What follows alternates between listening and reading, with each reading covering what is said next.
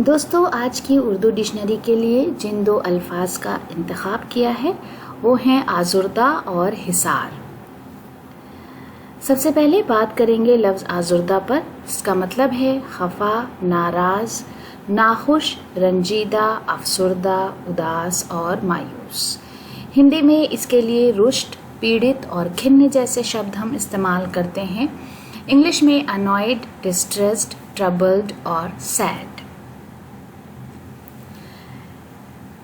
जुमलों में इस तरह इस्तेमाल करेंगे कि अपनों की बेवफाई दिल को आज़ुर्दा कर जाती है। यानी अगर कोई अपना जो आपका दोस्त हो या जिससे आपको बड़ी उम्मीदें हों वो अगर दिल दुखाता है तो ये मायूसी की बात होती है।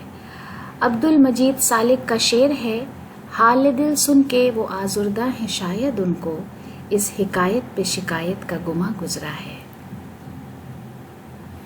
दूसरा लफ्ज़ हिसार, जिसका मतलब है दायरा, घेरा, हल्का, किला, फसील, शहरपना, एक तरह का टोटका जो बला या आसेब वगैरह से महफूज रहने के लिए पढ़ा जाता है। परिधि, दुर्ग, गढ़, मंत्र द्वारा बनाया हुआ वो घेरा जिसमें कोई आपत्ति प्रवेश नहीं कर सकती, कुंडली या चक्र।